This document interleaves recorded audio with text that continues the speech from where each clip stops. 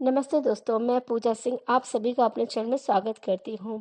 आज की इस वीडियो में मैं आप सभी को पांडव निर्जला एकादशी के बारे में बताऊंगी।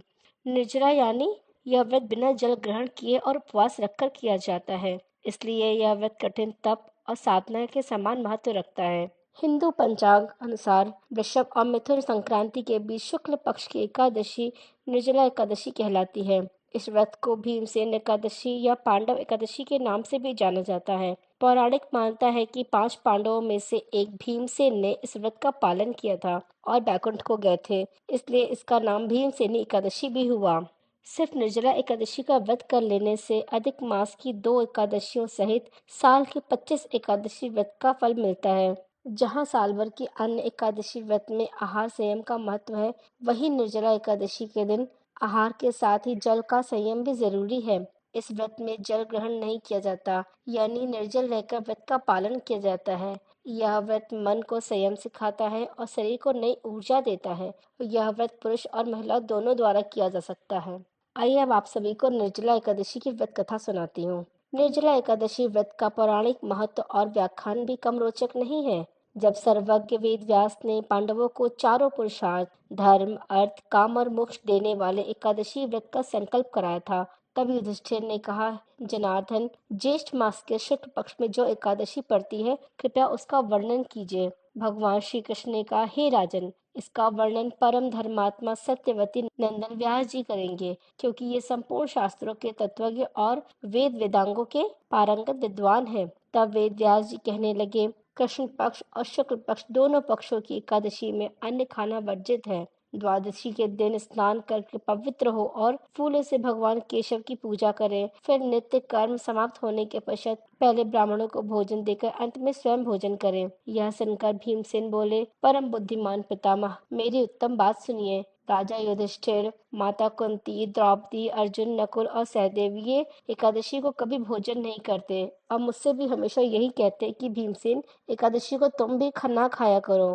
परंतु उन लोगों से यही कहता कि मुझसे भूख नहीं सही जाएगी। भीमसेन की बात सुनकर व्यास जी ने कहा, यदि तुम नरक को दूषित समझते हो और तुम्हें स्वर्गलोक की प्राप्ति अभीष्ट है, तो दोनों पक्षों की एकादशियों के दिन भोजन नहीं करना चाहिए। भीमसेन बोले, महाबुद्धिमान पितामह, मैं आपके सामने सच कहता हूँ, मुझसे एक बार भोजन करके भी व्रत नहीं किया जा सकता, तो फिर उपवास करके मैं कैसे रह सकता हूँ। मेरे उदर में व्रक नामक अग्नि सदा प्रज्वलित रहती है, अतः जब मैं बहुत अधिक खाता हूँ तभी यह शांत होती है। इसलिए महामुनि, मैं पूरे वर्ष भर में केवल एक ही उपवास कर सकता हूँ, जिससे स्वर्ग की प्राप्ति सुलभ हो तथा जिसके करने से मैं कल्याण का भागी हो सकूं। ऐसा कोई एक व्रत निश्चय करके बताइए, मैं उसका यथोचित रूप से पालन करूंगा। व्यास जी ने कहा, भीम, ज्येष्ठ मास में सूर्य वृष राशि पर हो या मिथुन राशि पर, शुक्ल पक्ष में जो एकादशी हो, उसका यत्न पूर्वक निर्जल व्रत करो। केवल कुल्ला या आचमन करने के लिए मुख में जल डाल सकते हो, उसको छोड़कर किसी प्रकार का जल विद्वान पुरुष मुख में न डाले, अन्यथा व्रत भंग हो जाता है। एकादशी को सूर्योदय से लेकर दूसरे दिन के सूर्योदय तक मनुष्य जल का त्याग करे तो यह व्रत पूर्ण होता है। तदंतर द्वादशी को प्रभात काल में स्नान करके ब्राह्मणों को विधि पूर्वक जल तथा सुवर्ण का दान करे। इस प्रकार सब कार्य पूरा करके जितेंद्रीय पुरुष ब्राह्मणों के साथ भोजन करे। वर्ष भर में जितनी एकादशियां होती हैं, उन सबका फल निर्जला एकादशी की पारण मात्र से मनुष्य प्राप्त कर लेता है। इसमें तनिक भी कोई संदेह नहीं है। शंख चक्र और गदा धारण करने वाले भगवान केशव ने मुझसे कहा था कि यदि मानव सब कुछ छोड़कर एकमात्र मेरी शरण में आ जाए और एकादशी को निराहार रहे, तो वह सब पापों से छूट जाता है। एकादशी व्रत करने वाले पुरुष के पास विशालकाय, विकराल आकृति और काले रंग वाले दंड, पाशधारी भयंकर यमदूत नहीं जाते। अंत में पीताम्बरधारी, सौम्य स्वभाव वाले, हाथ में सुदर्शन धारण करने वाले और मन के समान वेगशाली विष्णुदूत आखिर इस वैष्णव पुरुष को भगवान विष्णु के धाम में ले जाते हैं। अतः निर्जला एकादशी को पूर्ण यत्न करके उपवास और श्री हरि का पूजन करो।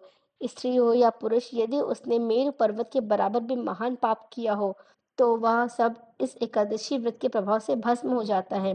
जो मनुष्य उस दिन जल के नियम का पालन करता है, वह पुण्य का भागी होता है। उसे एक एक प्रहर में कोटि कोटि स्वर्ण मुद्रा दान करने का फल प्राप्त होता सुना गया है। मनुष्य निर्जला एकादशी के दिन स्नान, दान, जप, होम आदि जो कुछ भी करता है, वह सब अक्षय होता है।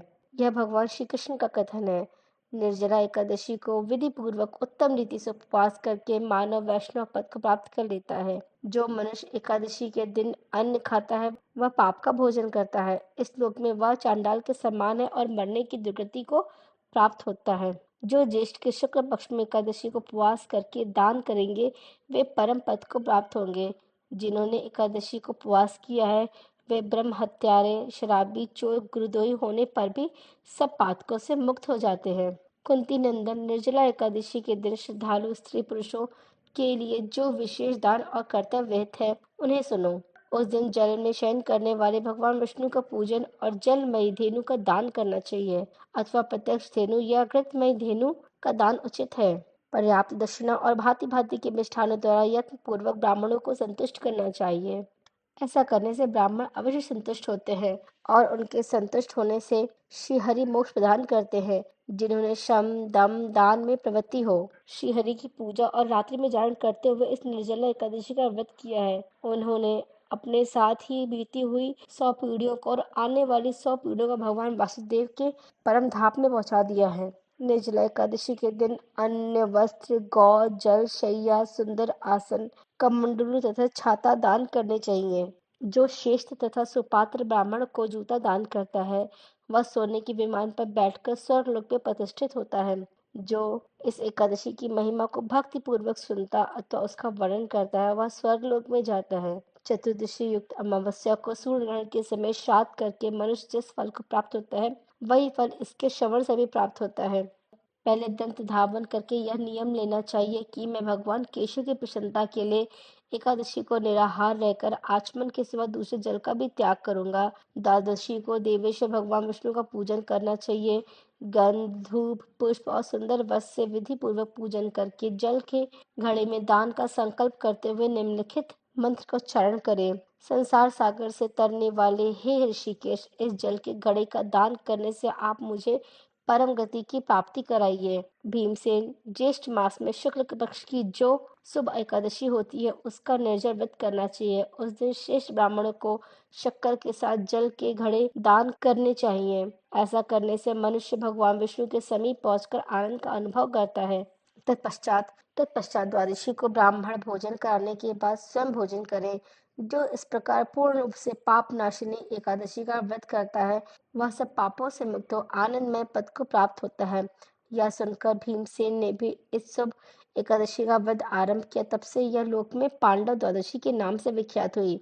ज्येष्ठ शुक्ल पक्ष एकादशी के ही दिन भगवान श्री कृष्ण ने देवी रुक्मणी का हरण किया था अतः यह एकादशी रुक्मणी हरण एकादशी के नाम से भी जानी जाती है। दोस्तों, आप सभी को मेरा वीडियो कैसा लगा प्लीज कमेंट में जरूर बताइएगा। धन्यवाद।